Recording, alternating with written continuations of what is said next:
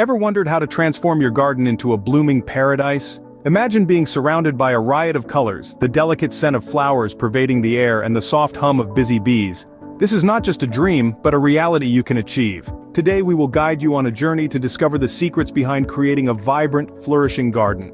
From soil selection to understanding pollinators, every detail counts. Stay tuned as we reveal the magic behind a blooming garden. First things first, understand your soil. It's more than just dirt. It's a living, breathing entity teeming with microorganisms and nutrients that provide the sustenance your flowers need to thrive. Different flowers prefer different types of soil: sandy, clay, or loamy. It's like tailoring a diet plan to match individual nutritional needs. And then there's the soil pH. Imagine it like a scale, ranging from acidic to alkaline. This pH balance can greatly affect your flower's growth and color vibrancy. For instance, hydrangeas can change color from pink to blue based on the soil's acidity level. So, how do you find out what type of soil you have and its pH level? Simple. There are several DIY methods, or you can opt for a soil testing kit available in most garden centers. Armed with this knowledge, you can create the perfect environment for your flowers to bloom. Remember, the foundation of any flourishing garden is the soil. Next up, the power of the right fertilizer. Fertilizers are like a secret weapon for gardeners, providing plants with the nutrients they need to grow strong and vibrant. They're the invisible helpers that bring out the best in your flowers. Think of fertilizers as a balanced diet for your plants. They need nitrogen for leaf growth, phosphorus for root development, and potassium for overall health. But it's not just about these three. Plants also need a cocktail of micronutrients, just like we need vitamins. So how do you choose the right fertilizer? Well, it all depends on your plants and soil. Some plants may need more nitrogen, while others may need more phosphorus. And remember, not all fertilizers are created equal. Organic fertilizers, for example, are more eco-friendly and can improve soil health over time, unlike synthetic ones that might give quick results but can harm the environment. With the right nutrients, your garden will thrive. Now let's dive into the watering needs of your garden. As you may have guessed, not all flowers are created equal when it comes to their thirst level. Some, like marigolds and geraniums, prefer their soil on the dry side, while others, such as astilbes or hyacinths, thrive in consistently moist conditions. The key here is to know your plants and their specific needs. Overwatering can lead to root rot and other fungal diseases, while underwatering can cause your plants to become dehydrated and stressed, hindering their growth and bloom potential. A good rule of thumb is to water deeply but infrequently, encouraging your flowers to develop a strong and extensive root system. The soil should be moist, but not waterlogged. And don't forget, the best time to water is in the early morning or late evening when the sun's rays are less intense, reducing the amount of water lost to evaporation. Remember, water is life, but too much or too little can harm your plants. Ever wondered why bees and butterflies love your garden? Well, these delightful visitors play a vital role in the life cycle of your garden. They're not just there for the beauty and fragrance, they are key pollinators. Pollinators, including bees, butterflies, birds, and even bats, are natural agents of pollination. They move pollen from the male parts of a flower to the female parts, leading to the production of seeds. Without them, we would see a significant drop in the abundance of fruits, nuts, and vegetables. Essentially, pollinators help to create the vibrant and colorful landscapes we love in our gardens. But how can we attract more of these winged helpers? One way is through the careful selection of plants. Opt for a diverse range of native flowering plants which bloom at different times of the year. This ensures that pollinators have a consistent source of nectar and pollen. And remember, pollinators are attracted to bright colors, so aim for a rainbow of blooms throughout your garden. Another method is to provide shelter. Many pollinators need a safe place to rest, breed, and hide from predators. Consider adding a bee hotel or a butterfly box in a quiet corner of your garden. Don't forget about water. Just like us, pollinators need to stay hydrated. A shallow bird bath or a dish with marbles and water can serve as a watering station. Lastly, avoid or minimize the use of pesticides. These chemicals can harm pollinators and disrupt their important work. Instead, opt for organic and sustainable gardening practices.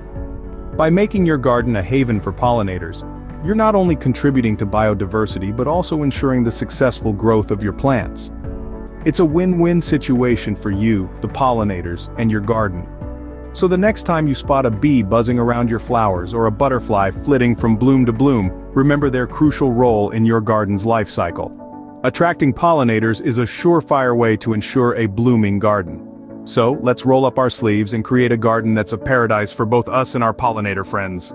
Garden all year round? Here's how. Seasonal planting is the secret to a garden that showcases a symphony of hues throughout the year. This approach revolves around the simple but strategic idea of planting flowers and plants that bloom at different times, ensuring a continuous display of color.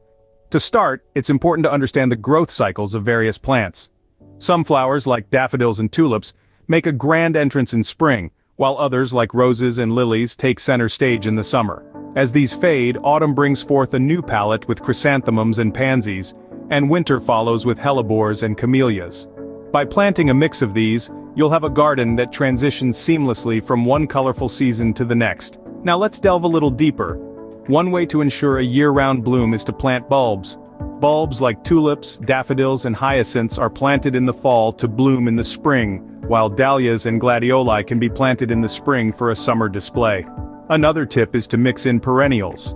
Perennials, unlike annuals, come back year after year. They have different bloom times, so with a careful selection you can have a continuous parade of flowers. For example, pair early bloomers like peonies with mid-season bloomers like black-eyed Susans, and late bloomers like asters for a long-lasting show. Don't forget about shrubs and trees.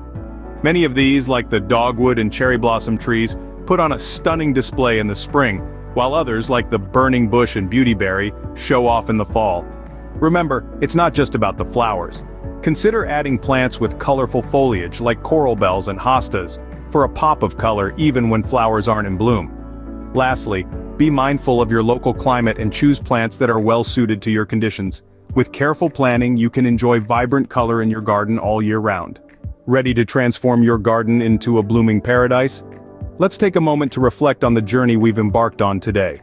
We've delved deep into the secrets of a thriving garden, and now it's time to put that knowledge into action.